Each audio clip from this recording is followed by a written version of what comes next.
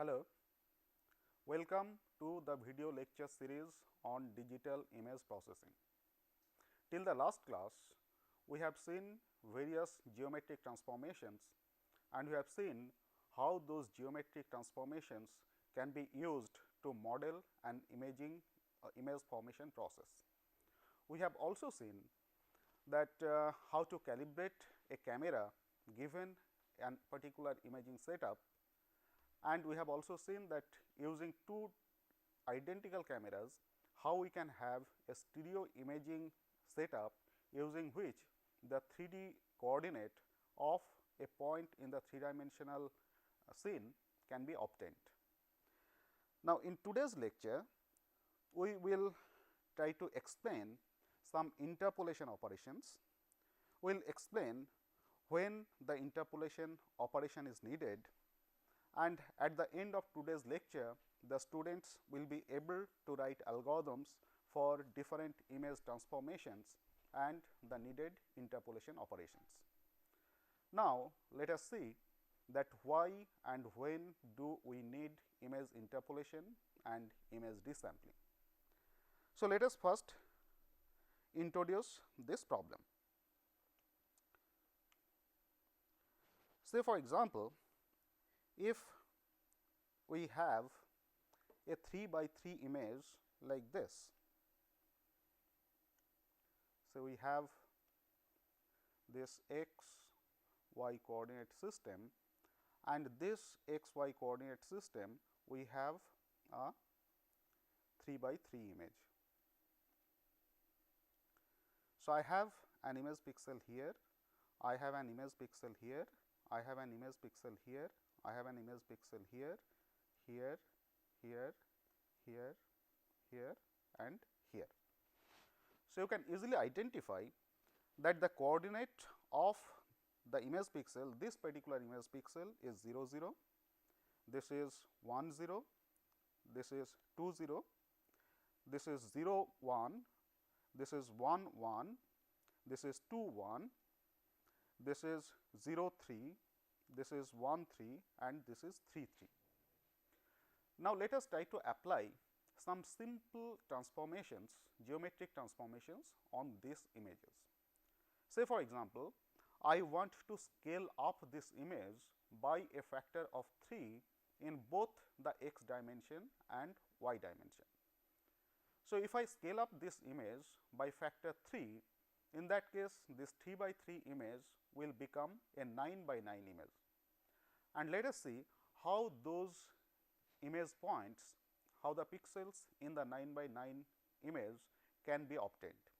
So, I just apply a scaling operation by factor s x equal to 3 and s y is equal to 3. That is both in the x direction and y direction, I am applying a scaling of factor 3.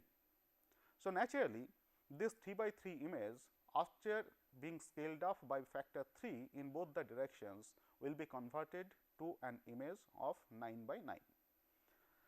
So, let us see how these pixel values will look like. Again I put this x y coordinate system. Now, you remember that this scaling operation is given by say x hat y hat is equal to s x 0 0 s y into column vector x y,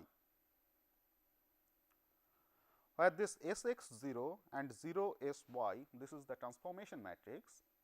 X y is the coordinate of the pixel in the original image and x hat y hat is the coordinate of the pixels in the transformed image.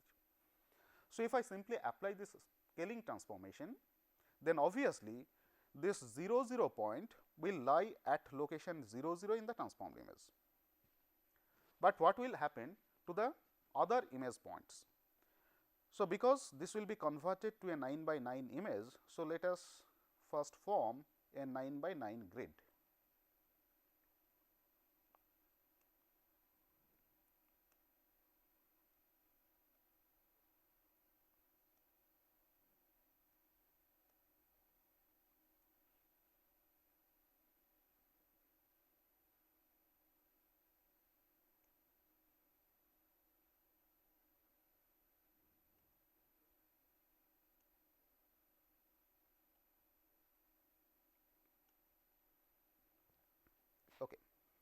So, now you find that this 0 pixel even after this scaling transformation remains at location 0 0.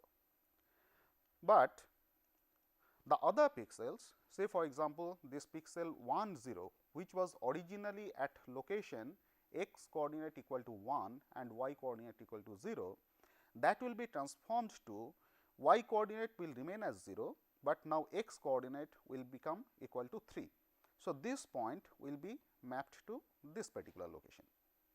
Similarly, 2 0 will be mapped to 6 0 location. So, this becomes 1, 2, 3, 4, 5, 6.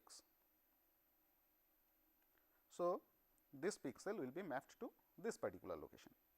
Similarly, 0 1 pixel will now be mapped to 0 3 location, 0 2 pixel will now be mapped to 0 6 location. So, 3, 4, 5, 6. Similarly, I will have pixels in these different locations in the scaled image.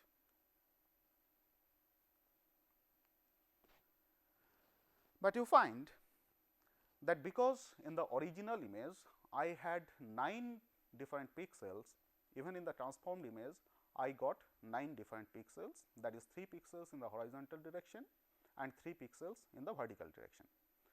But because I am applying a scaling of factor 3 in both x direction and y direction, my final image size after scaling should be 9 pixels in the horizontal direction and 9 pixels in the vertical direction. So, you find that there are many pixels which are not filled up in this scaled up image. So, those pixels, some of them I can simply mark. So, this is one pixel which is not been filled up, this pixel has not been filled up, this pixel has not been filled up, this pixel has not been filled up, this one has not been filled up. So, likewise, there are many pixels in this particular image, in this scaled up image, which has not been filled up. Let us try to take another example. So, I apply a instead of scaling, I apply a rotation operation to all these different pixels. So, I have this 3 by 3 pixel, and suppose I rotate this image by an angle of 45 degree in the clockwise direction. So, if I rotate this image by 45 degree in the clockwise direction, you know that we had a transformation matrix which takes care of rotation, and that is given by cosine theta, sin theta, then minus sin theta, cosine theta. So, this is the rotation matrix which when applied to different pixels in the original image will give you the pixels in the rotated image. So, in the rotated image I can represent these pixels by x hat, y hat, whereas my original pixels are x and y.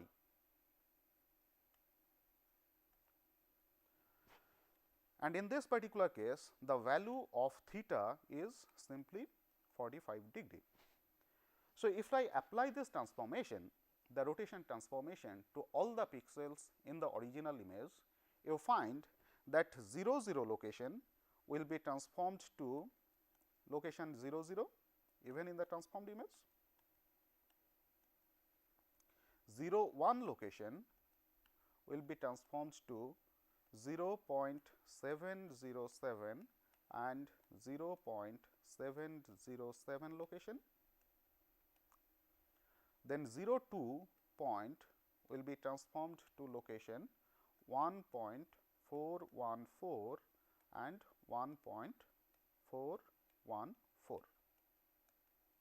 Similarly, 1 0 location, pixel at location 1 0 will be transformed to location 0.707 and minus 0.707. Location 1 1 will be transformed to location 1.414 and 0, and location 1 2 will be transformed to location 2.121 and 0.707.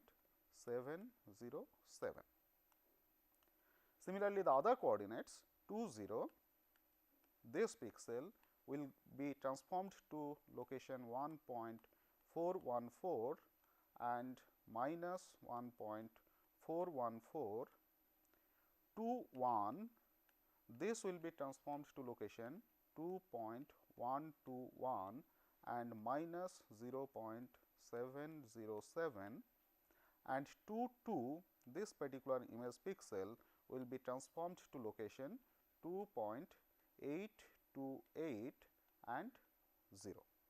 So, these are the various transformed locations of the pixels in the rotated image.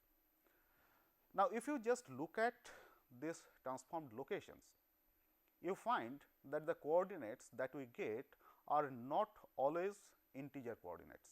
In many cases, in fact, in this particular example, in most of the cases, the coordinates are real valued coordinates. But whenever we are going to have a digital image, whether it is the original image or the transformed image, even in the transformed image, all the row index and the column index should have an integer value. I cannot represent any real number or a fractional number as a row index or a column index. So, in this case, whenever I am going for this particular transformation, what I have to do is, whenever I am getting a real number as a row index or a column index, I have to take its nearest integer where that particular pixel will be put.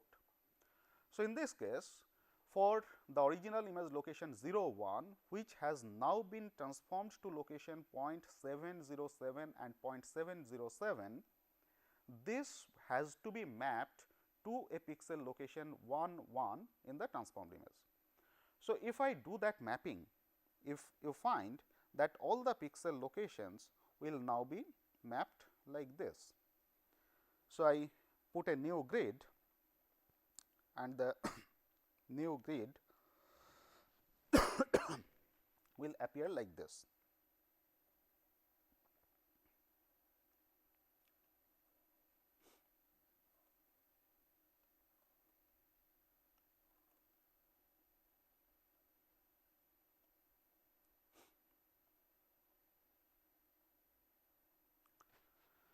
So, you find that the 0 0 location has been mapped to 0 0 location. So, I have a point over here, pixel over here.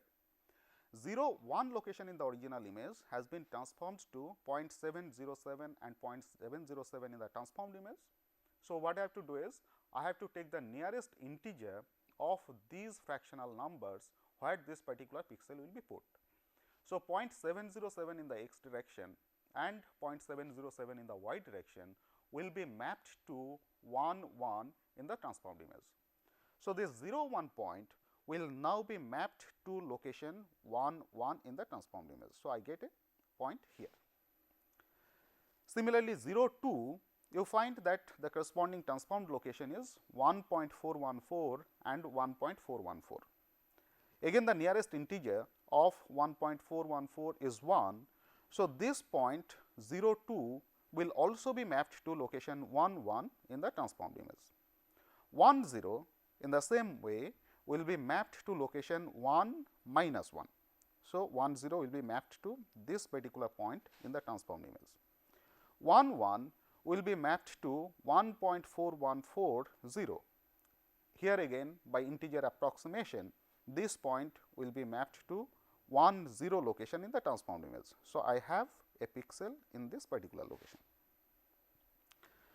2 1 point will be mapped to 2.121 and 0.707. So, again by integer approximation, I map this pixel to 2 1. So, this is the point where the pixel 2 1 1 2 of the original image will be mapped.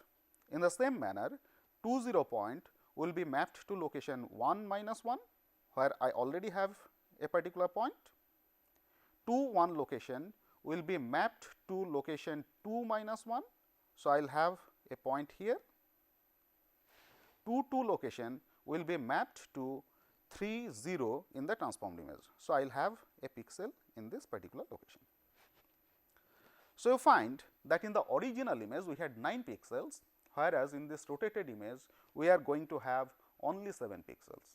And this comes because when you are rotating any image, the integer coordinates in the original pixel, some of them turns out to be fractions or real numbers in the transformed image, and these fractions or real numbers cannot be represented in digital form. So, we have to round those numbers to the nearest integer, and which leads to this kind of problem. And not only this, you find that if I just rotate this original image, ideally my rotated image should have been something like this.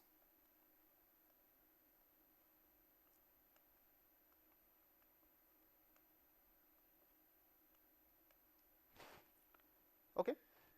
But here you find that there are a number of points where I do not have any information. Say for example, this point I do not have any information, this point I do not have any information, this point I do not have any information. Similarly, all these points I do not have any information, and the reason is because of digitization.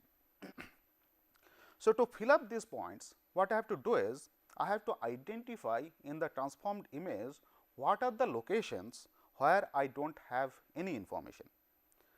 So, to take the simple case, take the previous one. Here you find that I do not have any information at location 1 1 of the transformed image or the scaled image.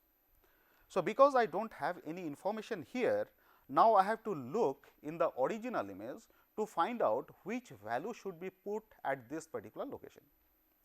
Now, because this image I have obtained using a scaling of 3 in both x and y direction, if I want to go back to the original image, then to this transformed image I have to apply a scaling of 1/3 in both x direction and y direction. Now, find that in the transformed image, this particular location, this particular pixel has a coordinate of 1 1.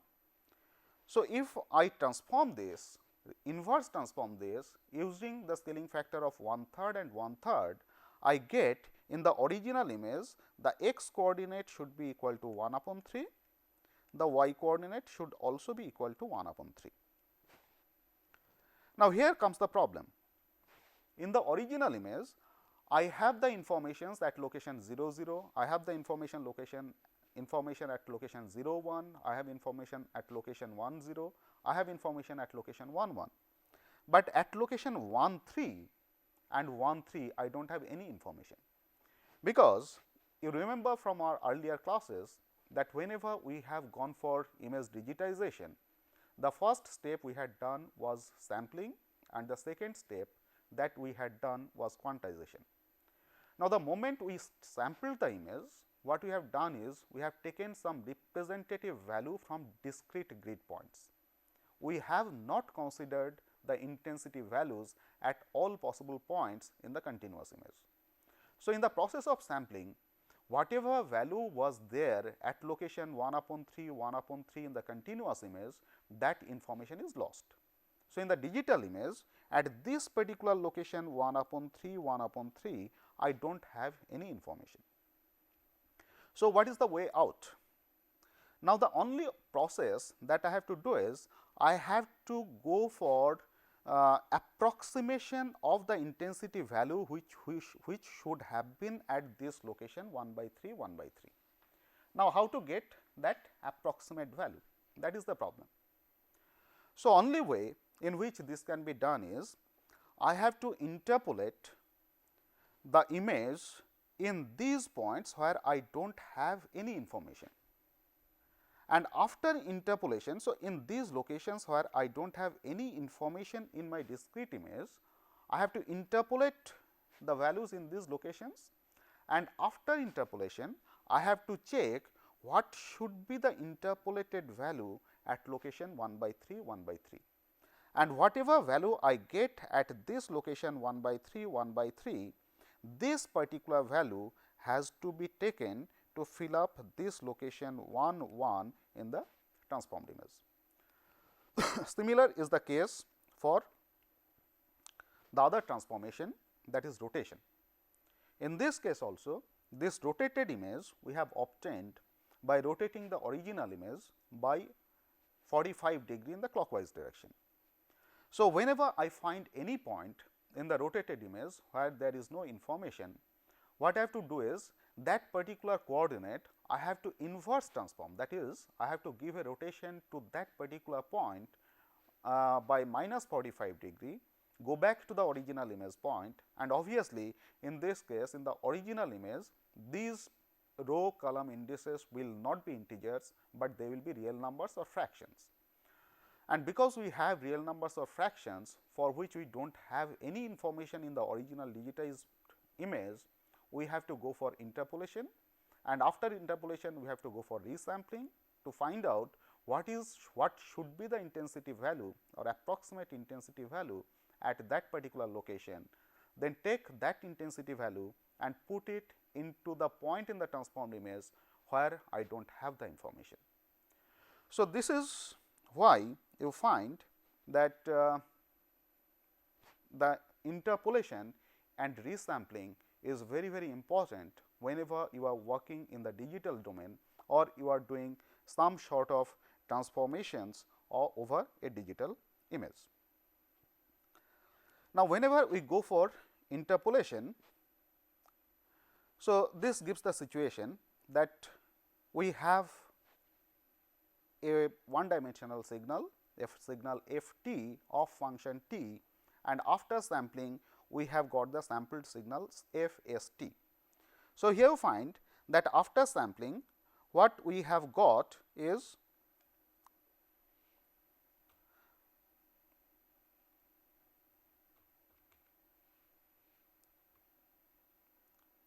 the sample values which are represented by f s t. Now, as we have f s t, these values are present only at discrete locations. So, at any intermediate location in this particular one, we do not have any information of this function f t, and because we do not have these informations, we have to go for interpolation for all those values of t where we do not have the samples present. And after interpolation, again we have to go for resampling to fill up those positions. So, this slide shows a sampled one dimensional signal f t of a function t. So, after sampling we have represented the signal by f s t, where f s t is nothing but a sequence of sample values. So, in this case you find that we have the values available for say t equal to 0, here I can put t equal to 0, at t equal to 1, t equal to 3, 2, t equal to 3 and so on. But I do not have any information for a value of t which is in between 0 and 1. So, if I need to obtain a value of f at location say 0.3, then what I have to do is I have to interpolate this function f s t, and I have to find out after resampling that what will be the value of the function at t equal to 0.3. So, this is why the interpolation and resampling is very, very important whenever you are working with a digital signal and digital image in particular, and you are going for any type of transformation, particularly the rotation and translation of the digital image. Usually the translation operation, when if it is only translation, does not need any kind of resampling or interpolation. Thank you.